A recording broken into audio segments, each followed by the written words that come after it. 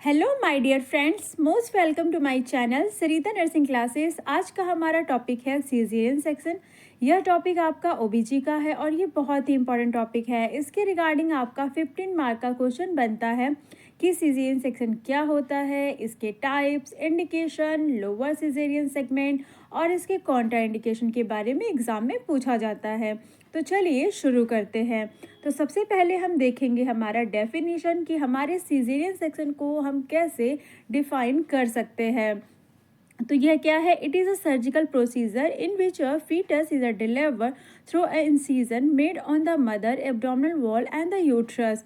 तो हमारा जो डेफिनेशन है इसमें क्या बताया जा रहा है कि यह क्या है? एक सर्जिकल प्रोसीजर है, यानी कि यह एक सर्जिकल प्रक्रिया है जिसमें वुमेन के पेट को यानी कि स्टमक को और गर्भाशय पर एक चीरा लगाकर, ठीक है, फीटस का प्रसव किया जाता है, यानी कि भ्रूण को डिलीवर किया जाता है, फीटस को डिलीवर किया जाता है। तो उसे हम क्या बोलते हैं? सीजेरियन सेक्शन कहते हैं। अब हम बात करेंगे कि क्या ऐसे इंडिकेशन हैं जिसकी वजह से हमें सीजेरियन सेक्शन करना होता है। तो सबसे पहले आता है यहाँ पे फीटल वेलविंग। फीटस की कंडीशन वेलविंग होने पे और नॉर्मल डिलीवरी के चांसेस ना होने पे हमें यहाँ पे सीजेरियन सेक्शन परफॉर्म करना होता है। एंड क्या है? High risk mother. Some time क्या होता है, जो मदर होती हैं वो हाई रिस्क प्रेगनेंसी से गुजर रही होती हैं, तो उस टाइम पे क्या होता है? सीजेरियन सेक्शन करना पड़ जाता है। एंड थर्ड वन पॉइंट है हमारा operative and unsafe vaginal deliveries. और सम टाइम क्या होता है कि ऑपरेटिव एंड अनसेफ, हमारा जो डिलीवरी होता है वो विजाइना के थ्रू अनसेफ होता है, यानी कि सेफेस्ट तरीके से डिलीवरी होने के चांसेस ना होने पे हमें सीजेरियन सेक्शन परफॉर्म करना होता है। तो ये कुछ इंडिकेशन थे। आगे हम बात करेंगे टाइप्स ऑफ सीजेरियन सेक्शन के बारे में। तो यहाँ पे हमारा आता है लोअर सेगमेंट सीजेरियन सेक्शन। ठीक है, तो लोअर सेगमेंट सीजेरियन सेक्शन में क्या होता है? It is a type of caesarean section in which the delivery is a completed through an incision made in the lower uterine segment.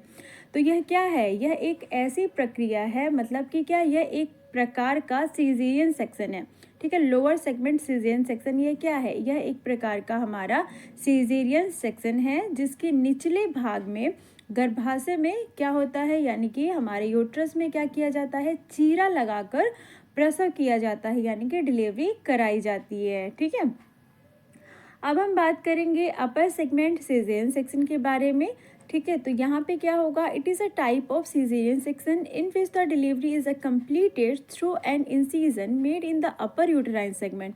ठीक है, आपने फर्स्ट वाले टाइप में देखा कि वहाँ पे क्या हो रहा था? लोअर पार्ट में, यानी कि लोअर यूट्रस में चीरा लगाकर, इंसिजन लगाकर बेबी को डिलीवर कर रहे थे। अब यहाँ पे क्या हो रहा है? अपर सेगमेंट सीजेरियन सेक्शन का मतलब ही क्या है यहाँ पे कि हम क्या कर रहे हैं? अपर साइड पे क्या करेंगे? यहाँ पे कट लगाएंगे। ठीक है, तो ये क्या है? यह एक प्रकार का सीजेरियन सेक्शन है जिसमें ऊपरी गर्भाशय पे, यानी कि ऊपर के हिस्से वाले यूट्रस पे जो कट है उसको लगाकर प्रसव किया जाता है, यानी कि डिलीवरी की जाती है। ठीक है, आगे हम बात करेंगे टाइम ऑफ सीजेरियन सेक्शन के बारे में, यानी कि कौन से टाइम के अंदर हम सीजेरियन सेक्शन परफॉर्म करेंगे। तो सबसे पहले आता है हमारे यहाँ पे फर्स्ट नंबर पे इलेक्टिव सीजेरियन सेक्शन। तो यह क्या है? यह किसी फीटस या मैटरनल रिस्क की उपस्थिति नहीं होने पर भी प्रेगनेंसी के दौरान ही सीजेरियन सेक्शन का समय पूर्व निर्धारित कर लिया जाता है। यानी कि क्या, ये हमारा कैसा होता है? ये इलेक्टिव सीजेरियन सेक्शन ये प्री प्लान होता है, यानी कि ये पहले से डिसाइडेड होता है कि हमें इस टाइम के अंदर जो मदर हैं, ठीक है, जो प्रेग्नेंट मदर हैं, उनका हमें क्या करना है? सीजेरियन सेक्शन परफॉर्म करना है। ये प्लान्ड होता है पहले से। जो डॉक्टर्स होते हैं, नर्सेस होते हैं, ये पहले से प्लान करके रखते हैं कि इस पेशेंट का जो सर्जरी है, यानी कि हमारा सीजेरियन सेक्शन है, वो हमें करना है। तो ये डॉक्टर एंड पेशेंट सबको पता होता है। ठीक है, तो इसे हम क्या बोलते हैं? इलेक्टिव सीजेरियन सेक्शन कहते हैं। अब आता है हमारा सेकंड नंबर पे इमरजेंसी सीजेरियन सेक्शन। तो इसमें क्या होता है, प्रेगनेंसी या लेबर के दौरान अनवांटेड कॉम्प्लिकेशन हो जाने पर टाइम वेस्ट किए बिना तुरंत सीजेरियन सेक्शन किया जाता है। यानी कि यदि कोई कॉम्प्लिकेशन हो रहा है प्रेगनेंसी के दौरान या तो लेबर के दौरान, तो हम क्या करेंगे, सीजेरियन सेक्शन करेंगे। तो वो क्या कहलाएगा, हमारा इमरजेंसी टाइम कहलाएगा, इमरजेंसी सीजेरियन सेक्शन कहलाएगा। ठीक है, आई होप आपको समझ में आ रहा होगा। अब हम बात करते हैं यहाँ पे लोअर सेगमेंट सीजेरियन सेक्शन के बारे में। तो लोअर सेगमेंट सीजेरियन सेक्शन क्या है हमारा, हमने पहले भी बात किया कि यहाँ पे क्या होता है, हमारा लोअर पार्ट में यानी कि यूट्रस का जो लोअर पार्ट है वहाँ पे कट लगा के बेबी को डिलीवर किया जाता है ना। एक बार फिर से देखेंगे, it is a type of caesarean section in which the delivery is completed through an incision make into the lower uterine segment. यानी कि क्या, यह एक सीजेरियन सेक्शन का टाइप है और इसके अंदर जो इंसिजन लगाए जाते हैं, ठीक है, जो कट लगाया जाता है वो लोअर यूटेराइन सेगमेंट में यानी कि लोअर यूटेराइन पार्ट में लगाया जाता है और बेबी को डिलीवर किया जाता है। ठीक है, अब हम यहाँ पे इंडिकेशन देखेंगे। तो इंडिकेशन में हमारा सबसे पहले पॉइंट आ जाता है एब्सोल्यूट इंडिकेशन। एब्सोल्यूट इंडिकेशन कहने का मतलब क्या है यहाँ पे कि सेंट्रल प्लेसेंटा प्रीविया। ठीक है, तो यहाँ पे क्या होगा हमारा कि मान लीजिए, यानी कि सेंट्रल प्लेसेंटा प्रीविया में क्या हो जाता है कि यानी कि हमारा जो एबनॉर्मलिटी होती है वो प्लेसेंटा की जो मतलब हमारा जो प्लेसेंटा है वो लोअर यूटेराइन सेगमेंट के अंदर ही इम्प्लांट हो जाता है। तो उस कंडीशन में क्या है, हमारा यहाँ पे सीजेरियन सेक्शन परफॉर्म करना पड़ेगा। एंड थर्ड वन पॉइंट है कॉन्ट्रैक्टेड पेल्विस। तो यहाँ पे क्या है, फीमेल के अंदर मोस्टली आपने देखा है, सुना है कि गोइनोकॉइड जो पेल्विस होता है वो मोस्टली फीमेल्स में पाया जाता है, लेकिन बहुत सी फीमेल्स के अंदर अलग अलग टाइप के पेल्विस भी होते हैं, जैसे कि एंड्रॉयड पेल्विस होता है। तो उस कंडीशन में जो नॉर्मल डिलीवरी होती है वो करवाना पॉसिबल नहीं हो पाती है। तो ऐसे कंडीशन में यानी कि एंड्रॉयड पेल्विस में यानी कि कॉन्ट्रैक्टेड पेल्विस में क्या होता है कि हमारा जो लोअर सेगमेंट सीजेरियन सेक्शन है वो हमें परफॉर्म करना पड़ जाता है। नेक्स्ट वन है हमारा कार्सिनोमा ऑफ सर्विक्स।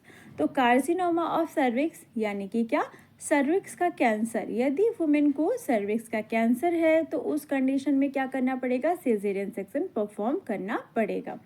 एंड क्या है, वेजाइनल एट्रेसिया। वेजाइनल एट्रेसिया यानी कि क्या, वेजाइना क्या है, एबनॉर्मली क्लोज्ड है। तो उस कंडीशन में भी क्या होगा कि जब वहाँ पे जो वेजाइना है वो क्लोज्ड होगा तो वहाँ पे नॉर्मल डिलीवरी के चांसेस नहीं हो पाएंगे। तो उस कंडीशन में क्या होगा, हमें सीजेरियन सेक्शन परफॉर्म करना पड़ेगा। तो ये कुछ हमारे इंडिकेशन थे।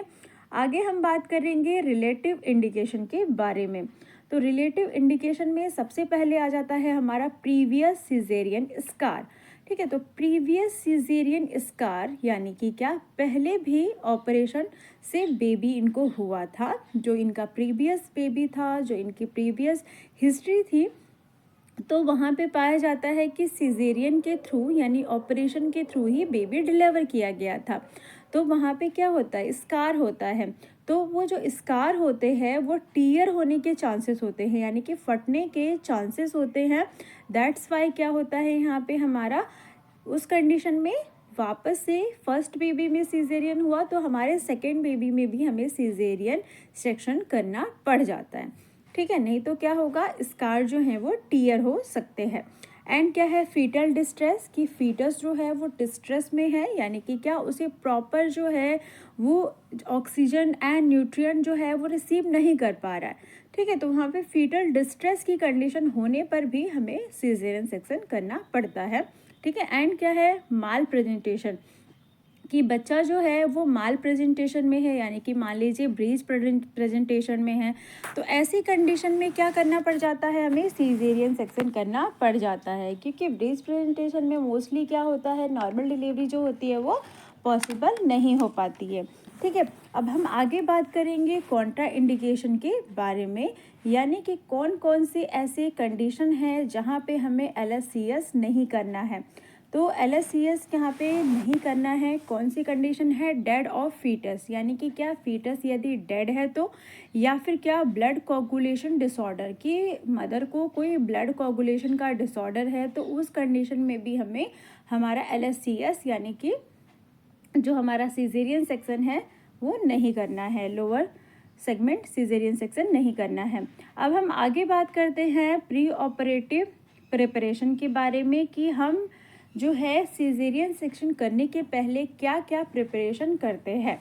तो सबसे पहले यहाँ पे हमारा पॉइंट आता है प्रॉपर इंस्ट्रूमेंट स्टरलाइजेशन, की जितने भी हमारे ऑपरेटिव के लिए, ऑपरेशन के लिए जो इंस्ट्रूमेंट होते हैं, एज अ गुड नर्स हम क्या करेंगे, सारे ही इंस्ट्रूमेंट को हम स्टरलाइज करेंगे, ठीक है, फ्री फ्रॉम माइक्रो ऑर्गेनिज्म करेंगे। एंड सेकेंड वन पॉइंट क्या है, take concern from the family and relative.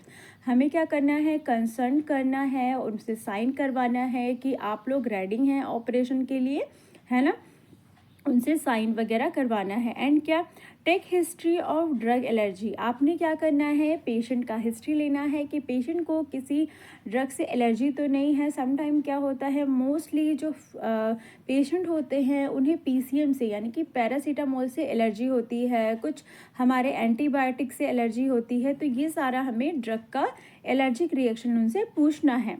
And next number पे क्या है, चेक HB लेबल एंड एजुरेंस 1 यूनिट ब्लड। हमें क्या करना है, यहाँ पे पेशेंट का जो है ब्लड हीमोग्लोबिन लेवल ब्लड का चेक करना है, और यदि हमें ज़रूरत होती है तो हमें क्या करना है, वहाँ पे 1 यूनिट हमारा ब्लड को अरेंज करना है। Patient should be NBM before. Patient को क्या करना है, बिना कुछ खाना पीना दिए हुए हमें कम से कम 6 से 8 घंटे तक सर्जरी के पहले रखना है, ठीक है। तो अब यहाँ पे आता है हमारा empty bladder and bowel. Patient को क्या करना है, पेशेंट का जो ब्लैडर है, बावल है, वो एम्प्टी करना है यानी कि खाली करना है। Check the fetal heart sound. And क्या करना है, फीटस का हार्ट साउंड चेक करना है कि फीटस सही तरीके से हार्ट साउंड कर रहा है कि नहीं। आगे बात करते हैं पोस्ट ऑपरेटिव प्रिपरेशन के बारे में, यानी कि हमारा प्री ऑपरेटिव केयर हो चुका है, हमारा पेशेंट जो थी उसकी हमने LSCS कर दिया है। अब हमें क्या करना होगा, तो हमें क्या करना है, अभी आगे पोस्ट ऑपरेटिव प्रिपरेशन की बात करते हैं। तो सबसे पहले यहाँ पे आता है इमीडिएट केयर फर्स्ट 24 आवर्स, यानी कि हमें इमीडिएट केयर देना है बेबी की डिलीवर होने के बाद विदिन 24 आवर्स में। तो continuously observe 6 to 8 hours to the client. Patient को क्या करना है, हमारा 6 से 8 घंटे तक पेशेंट को कंटिन्यूसली कम से कम वॉच करना है, उन्हें देखना है कि उन्हें कोई कॉम्प्लिकेशन तो नहीं हो रहा है, कोई दिक्कत तो नहीं हो रही है, उन्हें फीवर तो नहीं आ रहा है, ज़्यादा ब्लीडिंग तो नहीं हो रही है। तो ऐसी कंडीशन को हमें इमीडिएट कम से कम 6 से 8 घंटे तक कंटिन्यूस वॉच करना होता है। नेक्स्ट नंबर पे आता है check vital sign within 30 minute, और हमारा वाइटल साइन को 30 मिनट्स में चेक करना है। नेक्स्ट नंबर पे आता है IV fluid infusion like dextrose 5% RL, और क्या करना है, उन्हें IV इन्फ्यूज़न प्रोवाइड करना है जिसमें हमारा डेक्सट्रोज हो सकता है, 5% RL हो सकता है। एंड क्या, if they are anaemic condition then blood transfusion start. यदि क्या होता है कि जो वुमेन है, ठीक है, डिलीवरी के बाद, ऑपरेशन के बाद उन्हें क्या हो रहा है, एनीमिया की कंडीशन अगर दिखाई दे रही है, बहुत ज़्यादा ब्लड लॉस हो गया है, तो उन्हें क्या करना है, 1 यूनिट हमारा ब्लड ट्रांसफ्यूज़न करवाना पड़ता है, ठीक है। नेक्स्ट नंबर पे क्या आता है हमारा गिव एनाल्जेसिक ड्रग। तो हमें यहाँ पे क्या करना है, पेशेंट को एनाल्जेसिक ड्रग प्रोवाइड करना है जिसे हम पेन किलर ड्रग्स बोलते हैं। तो यहाँ पे हम क्या करेंगे, पेशेंट को पेन किलर प्रोवाइड करेंगे। अब आता है, फर्स्ट पॉइंट था हमारा इमीडिएट केयर, सेकेंड पॉइंट क्या है, ऑन सेकेंड डे। अब हम नेक्स्ट डे क्या करते हैं, तो नेक्स्ट डे हमें क्या करना है, encourage to the mother for the breast feeding. Mother को क्या करना है, इनकरेज करना है, उन्हें प्रोत्साहित करना है कि वो ब्रेस्ट फीडिंग करवाएं। जब वो ब्रेस्ट फीडिंग करवाएंगी तो क्या होगा, उन्हें मिल्क का सिक्रेशन अच्छे से होने लगेगा। एंड नेक्स्ट नंबर पे क्या है हमारा, wound care and dressing. Patient का वुंड केयर किया जाता है, ड्रेसिंग की जाती है। नेक्स्ट पॉइंट आ जाता है यहाँ पे काम ऑफ थर्ड डे। ठीक है। कम ऑफ थर्ड डे में क्या होता है, प्रोवाइड सेमी सॉलिड डाइट, यहाँ पे पेशेंट को क्या होता है, सेमी सॉलिड डाइट प्रोवाइड की जाती है। नेक्स्ट नंबर पे आ जाता है prevent constipation, give 4 to 6 spoons of milk. ठीक है, हमारा कॉन्स्टिपेशन को प्रिवेंट करने के लिए क्या दिया जाता है, 4 to 6 spoons of milk provide किया जाता है ऑफ द मैग्नीशियम। ठीक है, मैग्नीशियम के साथ। नेक्स्ट नंबर पे बात करते हैं हमारा केयर ऑफ 6 and 7 डेज। तो केयर ऑफ 6 and 7 डेज में क्या आ जाएगा कि हमारा जब चौथे से सातवां दिन होगा तो उसमें हम कैसे केयर देंगे। तो यहाँ पे suture remove on the 7th day, यहाँ पे जो सूचर लगाए गए हैं, जो टाँके लगाए गए हैं, उसको हमें यहाँ पे रिमूव करना होगा। एंड क्या, after suture remove patient discharge from the hospital, जैसे ही पेशेंट का जो सूचर है रिमूव हो जाता है, पेशेंट को वहाँ पे अगर किसी भी तरीके का पस नहीं होता, कोई ब्लीडिंग नहीं होती, तो हम क्या कर सकते हैं, पेशेंट को वहाँ से डिस्चार्ज कर सकते हैं, यानी कि हॉस्पिटल से डिस्चार्ज कर सकते हैं। तो इस वीडियो में बस इतना ही। आई होप वीडियो आपको पसंद आई होगी। वीडियो अच्छी लगी हो तो प्लीज़ चैनल को लाइक, शेयर एंड सब्सक्राइब जरूर करें।